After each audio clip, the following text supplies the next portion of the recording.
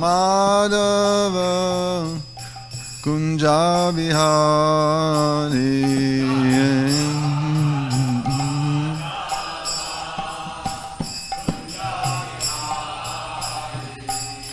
Gopi Jana Vallabha Girivardhari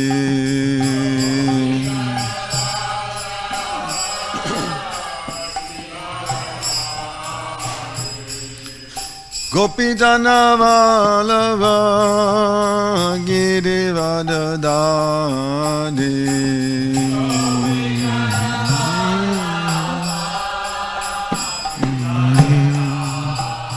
Jasodanandana Braja Janaranjana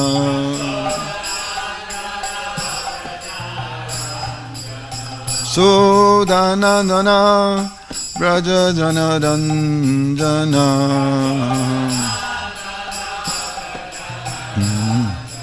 Jamunatira Vanachari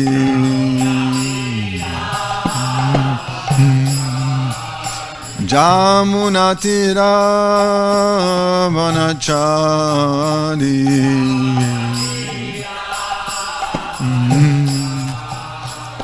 Jai Radha Madhava Kunja Vihari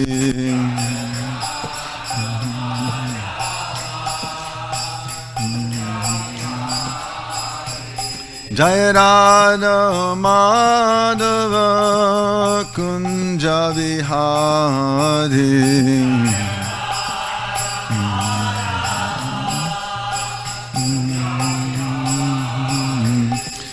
Gopi Jana Vallabha Girivardhari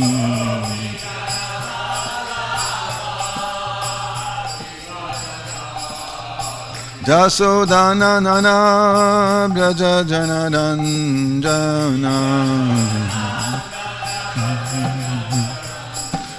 Jamunatira Vanachari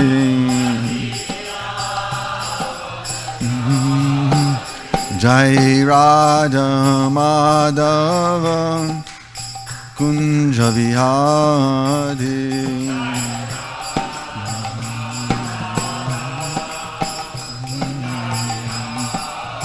Jai Radha Madhava Kunja Vihari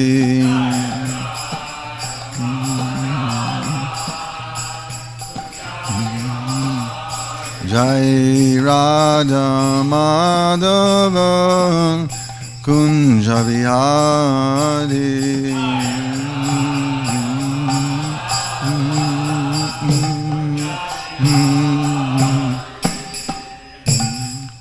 Jai Vishnu Pad Paramahansa Vaidivajacharya Asatarasi Srimad Divine Grace Ilasi Bhaktivedanta Swami Prabhupada Ki Jai. His company with the founder charges Divine Grace Srila Prabhupada Ki Jai. Grantara Srimad Bhagavatam Ki Jai. Priyam Sankirtan Ki Jai. Nitai Gaur Premanande. All glories to some of the devotees. All glories to some of the devotees. All glories to some of the devotees. All glories to Sri Guru and Gaura. Nama Om Vishnu Padaya Krishna Padasthavadale Srimati Bhaktivedanta Swami Niti Namini Namaste Saraswati Devi Gauravani Vacharini Nivishesha Shunyavadi Pastatari Satarini Om Namo Bhagavate Vasudevaya Om Namo Bhagavate Vasudevaya Om Namo Bhagavate Vasudevaya.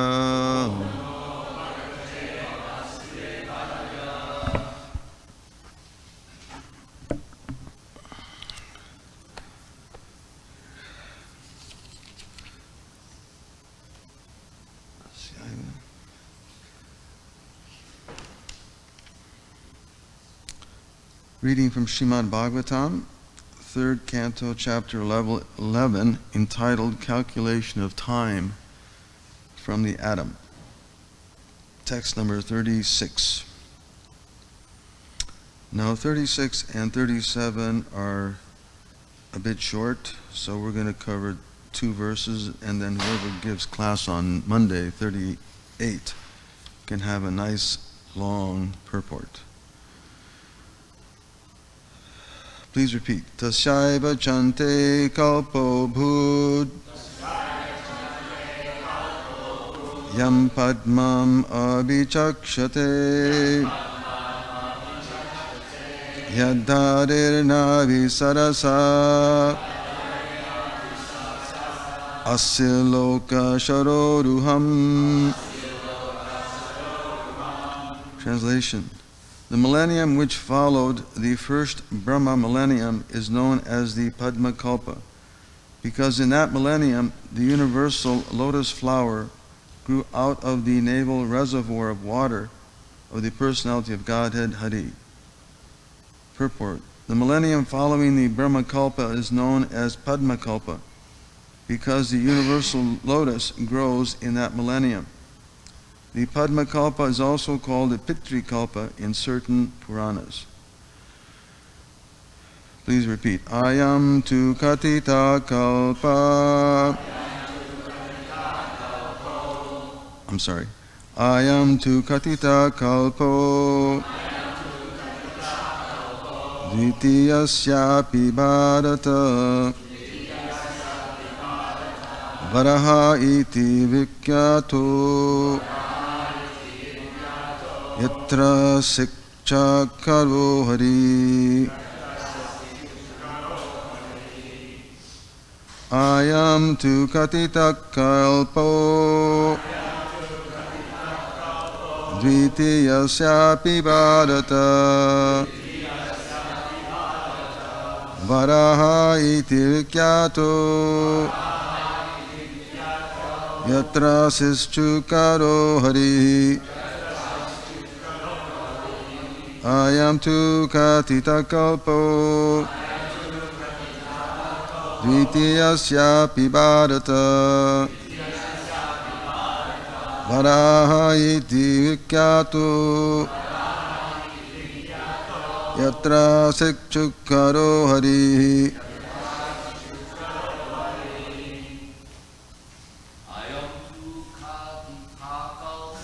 Ayam tu katita kalpo. Dvitiyasyapi bharata.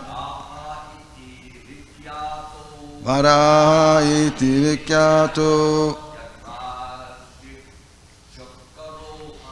Yatra sikchukaro hari.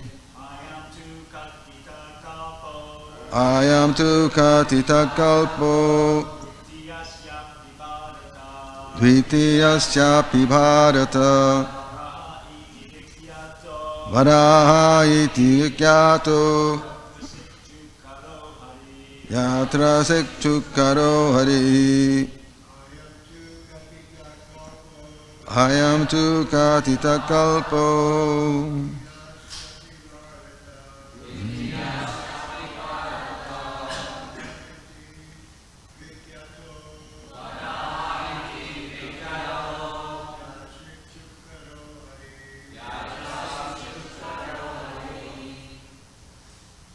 Ladies. Ayam tu katita kalpo. Dvitiyasyapi bharata. Varaha iti vikyato. Yatra sikchukaro hari.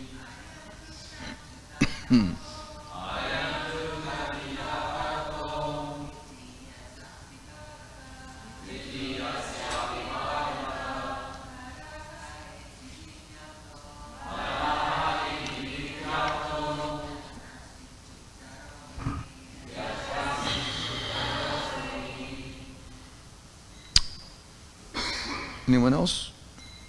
I am this, to, but, katitaha, known as, kalpaha, the current millennium. Dvitiyasya, of the second half. Api, certainly. Bharata, O descendant of Bharat. Varaha, Varaha. Iti, thus. Vikyata is celebrated. Yatra, in which. Asit, appeared. Sukadaha, hog shape. Harihi, the personality of Godhead. Translations and purports by His Divine Grace Srila A.C. Bhaktivedanta Swami Prabhupada Ki Jai. O descendant of Bharat, the first millennium in the second half of the life of Brahma is also known as the Varaha millennium because the personality of Godhead appeared in that millennium as the hog incarnation. Please repeat. O descendant of Bharat, the first millennium in the second half of the life of Brahma is also known as the Varaha millennium because the personality of Godhead appeared in that millennium as the hog incarnation. Purport. The different millenniums known as Brahma, Padma, and Varaha kalpas appear a little puzzling for the layman. There are some scholars who think these kalpas to be one and the same.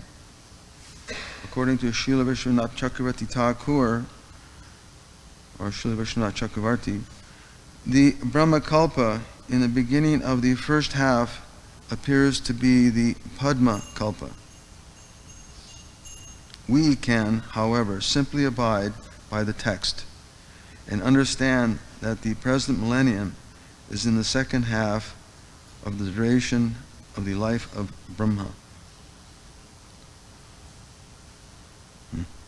Om Jnanatamidandasya Jnananjana Shalakaya Chakshu Unmanitam Jena Tasmai Sri Gurave Namah Vagam Gurudeva Chalam Pankam Langai Tegiram Yadkipata Mahavande Sri Guram Dinataranam Paramananda Madhavam Sri Chaitanya Ishwaram. A little puzzling for the layman. It's an understatement.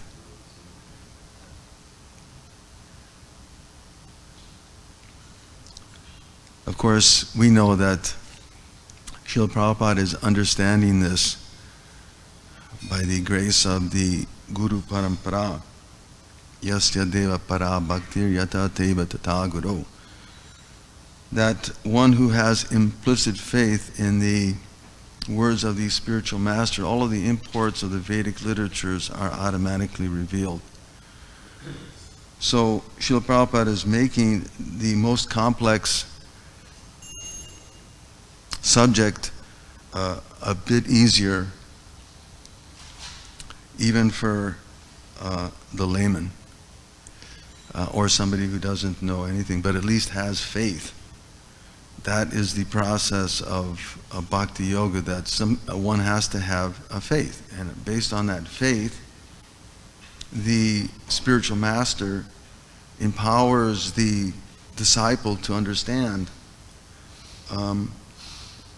spiritual consciousness, bhakti yoga, the philosophy of the great acharyas. So we've been reading here how in the last few verses was very nicely pointed out yesterday by Archita Prabhu, that Lord Brahma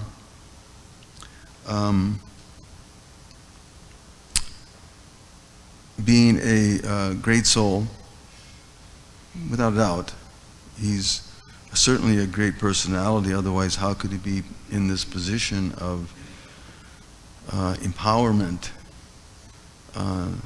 to help manage the creation, as we'll be reading in subsequent verses. And in the next chapter, there's more detail in how the creation takes place. And being the great Vaishnava that he is, he doesn't want worship for himself, it's stated. And just like,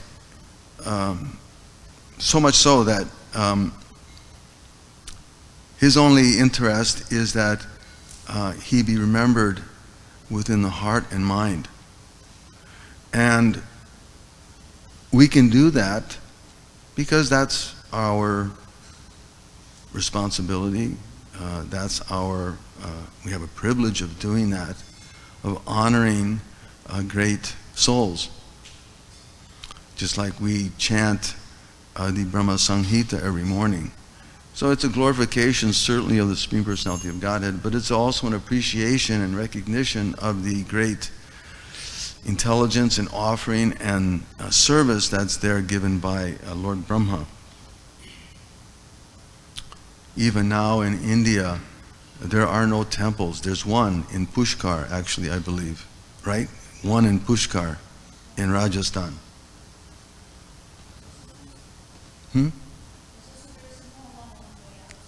Yeah, there's I remember a couple of them.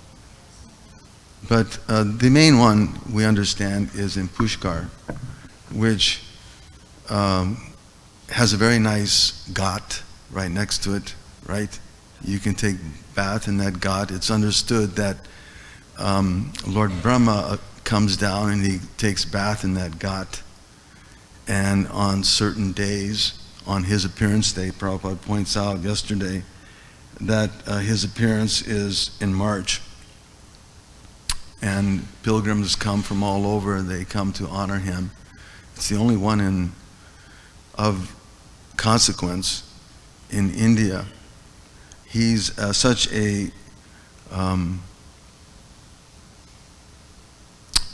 humble Vaishnava. We understand that our Brahma in this age is a pure Vaishnava. That he has his four heads, which are the four Vedic scriptures.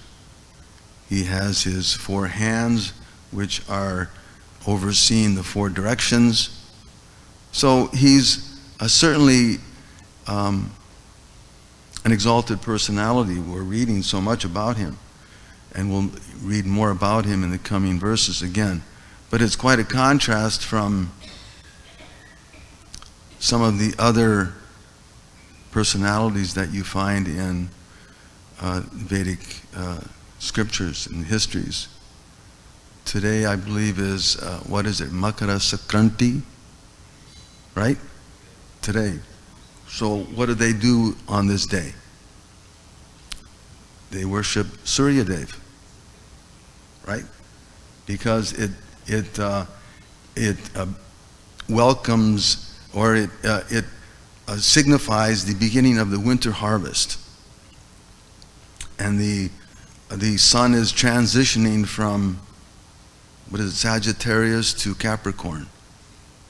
And which implies or indicates that the winter season is coming to an end and that the the warmer weather is coming in. So they're worshiping the demigod, Surya Dev. And they do all kinds of things. They dress in bright colors. They fly kites. It's recommended on Makara Sankranti that you fly a kite. I don't know why. Does anybody know why?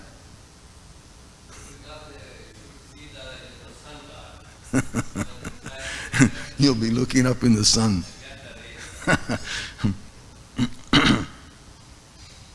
So, or you can, again, there's advice given in the Vedic literatures that you can worship this personality, that personality, Surya Dev or your Indra Dev, right? And we have a wonderful celebration commemorating his awakening by the Lord in the Govardhan Puja festival. The Lord wakes him up from his delusion. So there's certainly responsibilities there, at least on our behalf. This, as we read in today's purport, that Padma Kalpa is also called a Pitri Kalpa, in which the forefathers are honored. And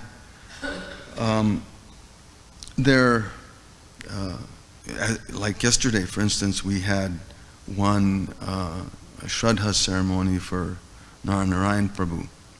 So it's recommended that certain times you perform a certain worship. Devarshi Bhutapta Patrinam, Devarshi Bhutapta Ninam Patrinam. Nakinkaronayam Rini Charajan. The Vedic literatures tell us that, okay, there may be some responsibility that you have to the demigods. And certainly we do have some responsibility to them when they're giving us the rains, they're giving us sunlight, they're giving us the ability and facility to engage in our activities, develop family life. There's so many different reasons that people worship the demigods. Empowerment to do various things, accomplish certain goals in life. So there's some responsibility there, certainly. Or we may have a responsibility to the sages, right? Devarshi. That the rishis are giving us benedictions. They're giving us advice. They're showing by example how one should engage in practical duties. They give benedictions so that one can perform one's duty in a proper way without offense. What is that pastime? That was it. That rishi who benedicted Kunti, that whatever she cooked. Excuse me? Devarshi Muni. Durvas Muni. Right, Durvas Muni, he benedicted that whatever she would cook, it would always be satisfying. There would be no end to her offering. So there's certainly an obligation that we have to the rishis, the sages. They're giving us a lot of help, certainly. And what to speak, the friends and relatives are also giving us. Nakinkaronayam Nini Charajan. The friends and relatives they're doing so many things for us. We need help in a certain way, so we're reaching out to friends and relatives. So we have an obligation to them. And you also have an obligation to mankind. There's so many suffering conditions in the world, and people are being helped by this society, this country. They're helping this country over here. Somebody's starving. Somebody is needing some assistance in various ways. So we're also thankful to mankind. And we have an obligation to them. And again, we have an obligation to the forefathers because they brought us into this world. And by their hard labor, maybe because of their hard labor, we have what we have now. Were it not for them, where would you be? So there's that instruction is given there. But it's also understood that because they're part and parcel of the personality of Godhead, Gadomukundam Parihrittakartum, there's no reason to worship such persons separately for one who has taken on the process of devotional service. So certainly we can appreciate what great personalities and sages and relatives and mankind and forefathers have done.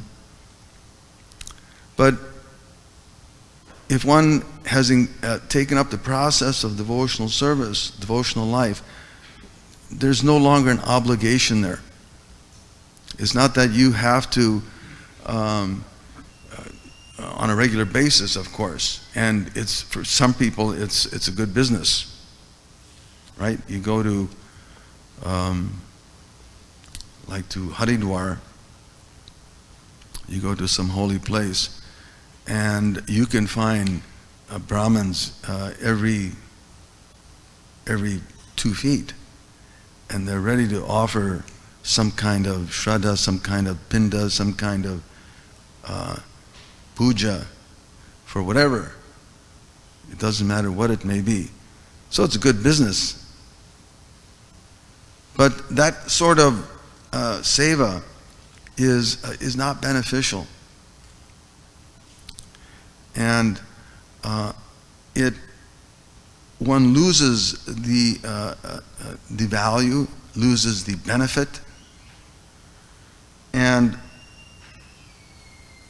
therefore it's incumbent upon the practitioner to understand why we're engaged in the activities that we're engaging in Krishna consciousness. We have to understand why we're performing these activities and understand that it's only by the mercy of the personality of Godhead that all these things are being given.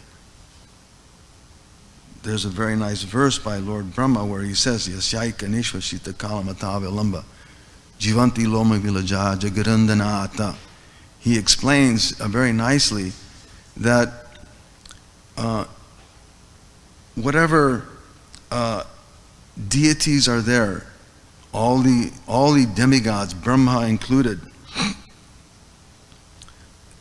they appear simply out of the pores of the personality of Godhead, and their duration of lifetime is only during the exhalation of the personality of Godhead, which is just a flash. Can you imagine when you're resting, how fast is your breathing?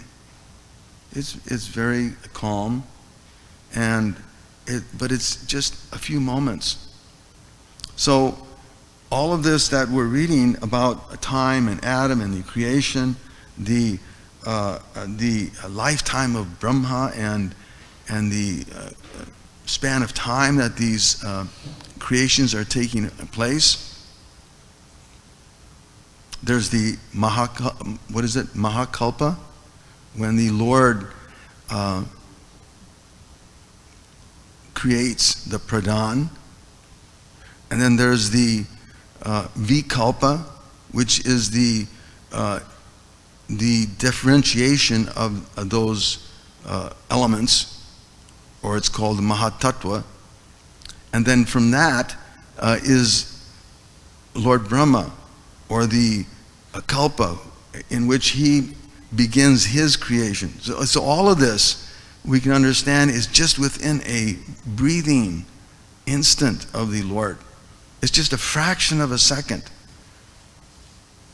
that all of this is taking place. It's so profound, actually, that all of this, which is beyond our understanding, as Prabhupada points out here, it's puzzling for the layman, without a doubt, that how can all of this be taking place, and it's taking place within a fraction of a second. So it's just like when if you observe an insect, an ant, his life is very complicated, isn't it? is very active. You can see him, he's running around making his little tunnels. I've seen one of those displays where they have ant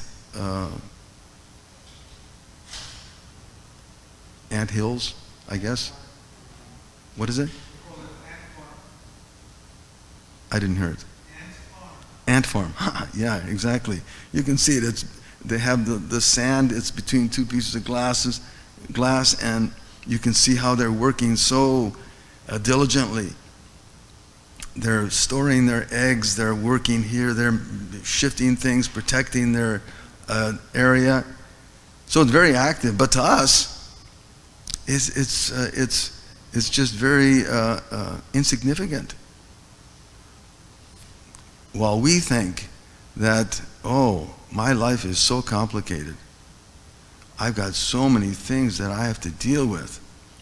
I have to deal with work. I have to deal with friends. I have to deal with my neighbors. I have to deal with my body. I have to deal with this issue, that issue. Oh, it's so complicated.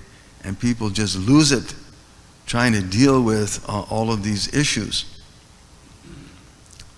They don't know how to deal with it. And but to Brahma or the higher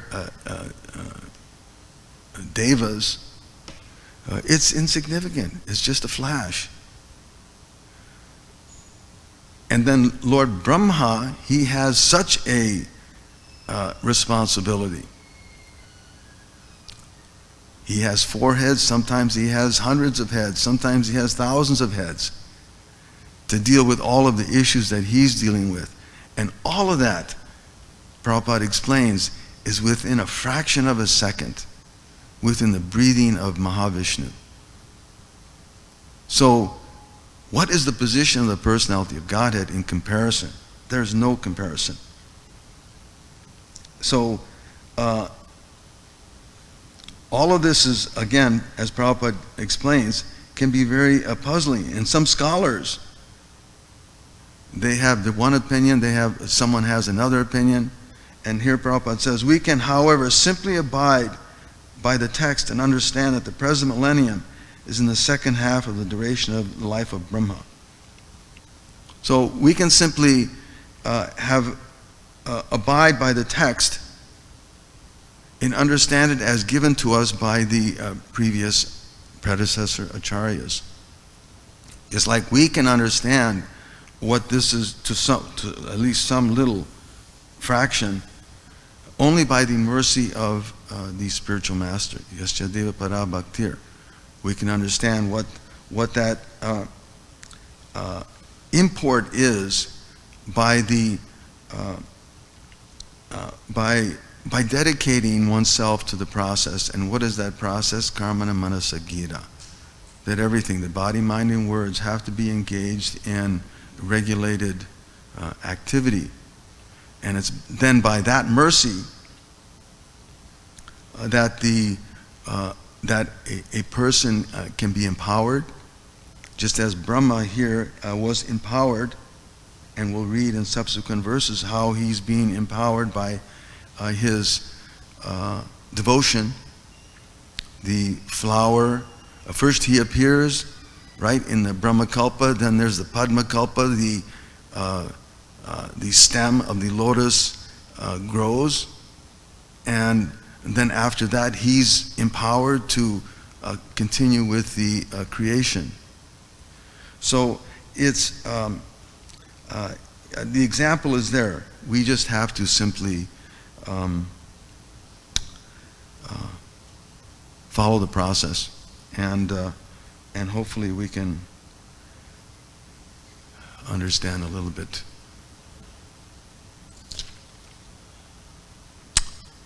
Any questions or comments? Yes, Prabhu. Kira Prabhu.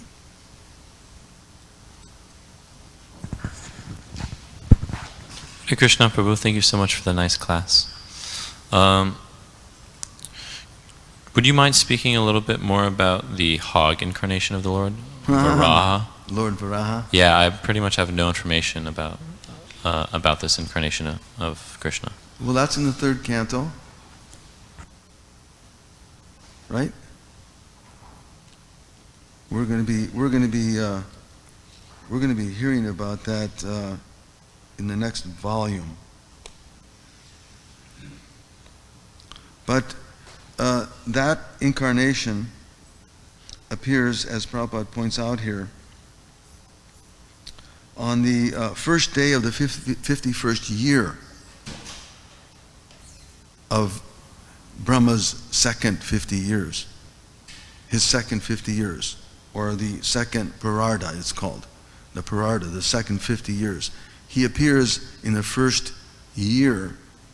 day of that second 50 years of Brahma. And the Bhagavatam very nicely, I think if you read that section, it so nicely describes how the Kumaras were offended by the gatekeepers, right, of Jai and Vijay. And they were cursed. They took birth as Hiranyaksha and Hiranyakashipu, the brothers, great powerful demons. Hiranyaksha got into what was he doing? He was trying to take all of the gold from the earthly planet, and as a result the earthly planet sunk to the depths of the universe. The Lord appeared to save that planet Earth and brought it up in the form of the hog incarnation. And after rescuing the earth, Hiranyaksha came onto the scene, and then there was a big battle, and the rest is explained so nicely by Srila Prabhupada in the Bhagavatam. But it's basically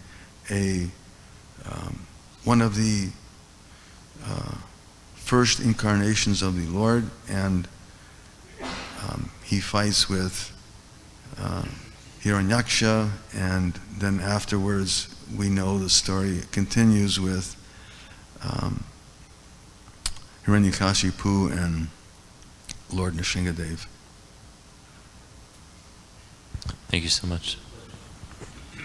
Just wanted to add to what you were saying. Yes, Maharaj.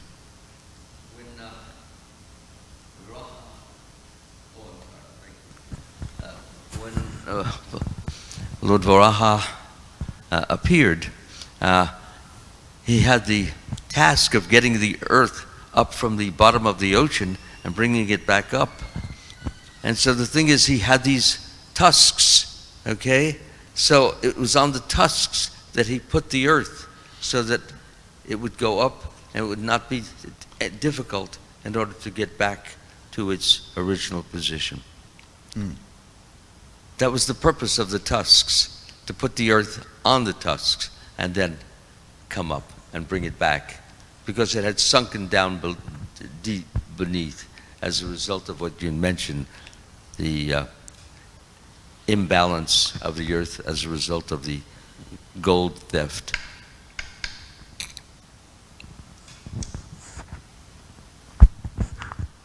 Srila Prabhupada ki jai.